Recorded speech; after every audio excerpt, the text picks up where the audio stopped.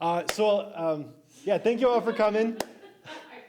Let me introduce myself. My name is Cameron Tennyson.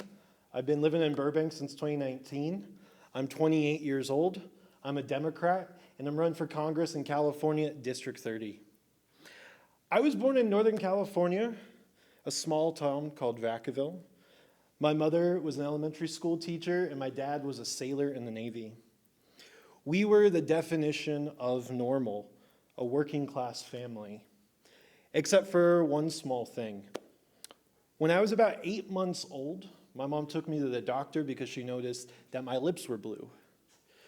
In the doctor's office, they were doing the checkup, and the doctor asked my mom, "Did you know he had a heart murmur?"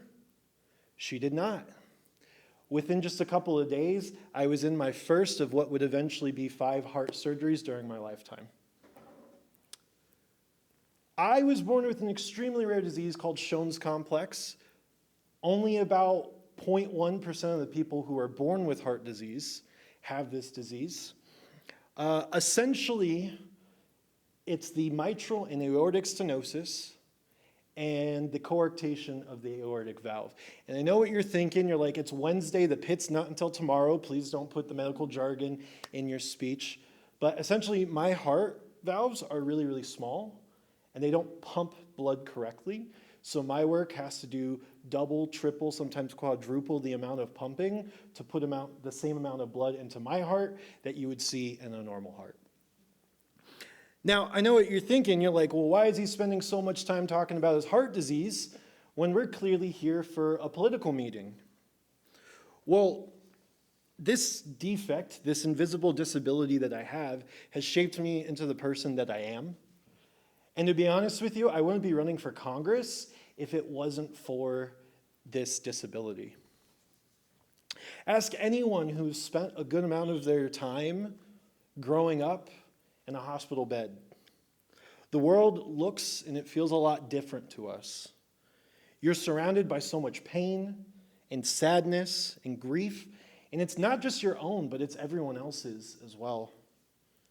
What healthy people don't realize is that it's the other kids in the pediatric intensive care unit that make you realize how hard living with a condition is.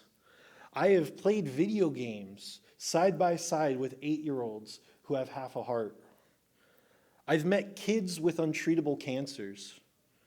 I've heard parents mourn for their children in the hospital bed next to me. In the hospital, you learn empathy. And empathy, it's not a word, it's an action. Empathy is understanding how someone feels and why they might feel that way. It's why we laugh when we go to the movie theater. It's why we hug our friends when they're going through a breakup. It's why we feel frustrated when we hear stories of children who cannot survive to live unless they raise hundreds of thousands of dollars on GoFundMe. And when empathy disappears in politics, cruelty fills its space. And it's because of this regression of empathy within the United States that so many cheer for the bad guys to win. Let me be very, very clear with you. Donald Trump and his cronies, they are the bad guys. Bad, honestly, doesn't even really begin to describe them. They are evil. They are cruel. They are pedophile-protecting fascist criminals who run our country with a singular goal. And that goal is to enrich themselves with power and wealth while enacting as much terror as possible on the rest of us. And you know what? I have to hand it to them. They're doing a really good job. Donald Trump has changed politics forever. He does not play by the rules. The GOP no longer plays by the rules. Our current Democratic leaders, including Laura Friedman, they're stuck in the past. They think that a strongly worded letter will enact change. But this is not the past. The GOP is shameless, and you cannot shame the shameless. You have to meet them at their level. You have to make noise. You have to cause a ruckus. You cannot tolerate intolerance. You must call out other Democrats who aren't doing enough. You have to go on national television and acknowledge that the working class has been taken advantage of by the corporate elite for far too long, and that it's not right that people are denied health care and can't afford basic necessities, even while we live in the richest country in the world. Throughout this campaign, you will hear me talk about all kinds of issues. To be honest, there's 1,000,001 things that need to be fixed in our country right now. Issues like the U.S. funding a genocide in Palestine, the trans community being abandoned by Democrats who said they would be right there for them, the illegal monopolist merger of Paramount and Warner Brothers not only threatens the entertainment industry, it threatens our culture as a whole. We have the affordability crisis, housing crisis. We're dealing with systemic racism and bigotry. Underrepresented communities, like people of color, like LGBTQIA+, like people with disabilities, they are not treated the way that they should be. There are countless other issues that I will be in time asked about, and I will answer for. And I want you to know that these are all issues I am willing to talk to you about and issues I am willing to learn about as well. But tonight, I want to focus on 3. First, we must abolish ICE. Current Democrats think that reform is possible. It's not possible. They think sticking body cams on ICE agents is enough to make them act responsibly. Did it work with police? No. Is it going to work with ICE? Absolutely not. This agency is rotten to the core. The people who run the agency, who are in charge of accountability, we cannot trust them.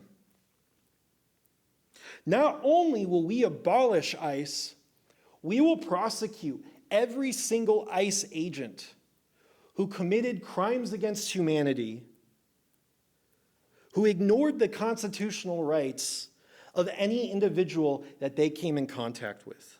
This includes agents on the streets. It includes those who are currently working the concentration camps where they are sending immigrants, and everyone in between. We cannot allow these domestic terrorists to get away with what they are doing. And yes, they are domestic terrorists. Second, we must create a public single healthcare insurance plan that benefits everyone who lives in the United States. Again, we live in the richest country in the world, yet millions fall into medical debt that financially ruins them because they don't have health insurance. Or if they do, their health insurance doesn't cover the thing that they need to get done. I have dealt with this my whole life. Los Angeles is a place where people come from all around the world, all around the country to pursue their dreams. Maybe they want to be a director or a writer. Maybe they want to be an actor. Maybe they want to be in theater. They come to Los Angeles because they know we are the creative capital of the world. But as I found out early on in my time in LA, you're given a choice, especially if you're disabled like myself. You either pursue that career, that dream that you've always wanted, or you get a job that you don't like that has health insurance. Why do we have to choose? Thank you. Yeah, I agree. This is not the American dream. It is an American nightmare. We are one of the only countries where health insurance is tied to employment. And why do they do that? They do that so they can control the working class and keep us hostage in jobs that we do not like. Jobs that make people like David Zaslav and Mark Zuckerberg the richest people in the world. While we fight for dollar raises. While we fight for health care, while we fight to be able to pay rent. It's not right. Finally, we must pass sweeping regulations on generative AI. You guys know the last time Congress passed a bill about AI? It was 2022. That was 4 years ago. And you know what that bill was? It was giving money to small businesses so that they could learn how to use AI. Obviously, back in 2022, we had no clue what AI could be right now. The majority of Congress lacks basic understanding of technology. As we saw with the ByteDance TikTok thing, half of them don't even know what Wi-Fi is. How can we expect these people to make changes and to regulate a technology that the smartest people in the world, data scientists, people who are studying AI, they don't fully understand themselves? It is clear that they do not understand how dire this AI situation is. I don't want to sound like a doomer, but in my opinion, AI is the biggest threat that the working class currently faces.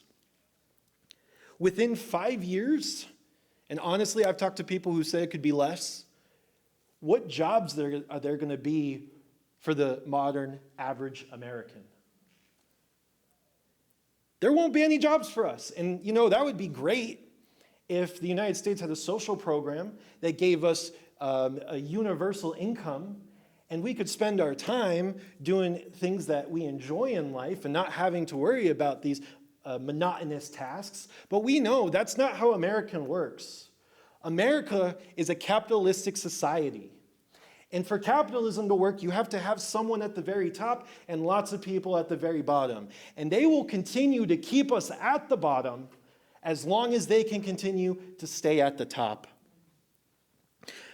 Companies have already been replacing people with AI for their jobs. And we're just at the very beginning. District 30 is home to multiple film and television studios. Companies like Disney, Warner Brothers, and Paramount are all within our district.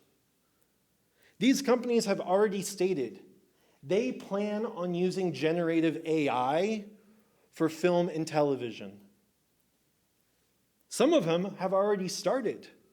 And again, because there is no regulations, they can essentially do whatever they want without having to worry about how it impacts the working class. I am not alone when I say that we do not want this. A movie without a creator, a human creator, is not a movie. It has no soul. It is slop. Los Angeles was built from the ground up by people who worked in the industry. Men, women, not CEOs, not AI. And when I'm in office, I will create regulations that keep it that way.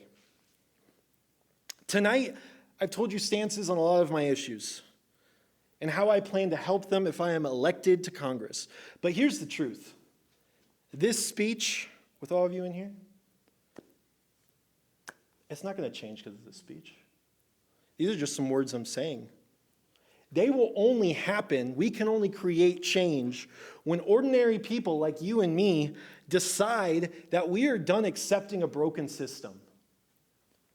And that's why I, Cameron Tennyson, am running for Congress. Because I refuse to accept a system where families go bankrupt because their kids are sick. Because I refuse to accept a system that sends innocent people to concentration camps. Because I refuse to accept a system where billionaires control everything while the working class fights for scraps. Because I refuse to accept a system that treats empathy as a weakness and cruelty as a strength. Because I know that America can be a great nation. I know that because it's filled with great people, including you guys. Thank you for coming. People who decided to attend this campaign kickoff, you also feel like the system's not working. And it's going to be extremely hard. Do not get me wrong. Placing in this election is going to be a lot of work. And I know that right now it seems futile. And I've been asked, what is the purpose? Someone specifically asked me, why are you running when you're only going to get 10 votes? Well, I'm running because it's the right thing to do. And I'm running because this is going to be hard. But we have the ability to show our country, our leaders, and our peers that we will not only not accept a broken system, but that we are going to fight hard as fuck to fix it. Thank you. Thank you.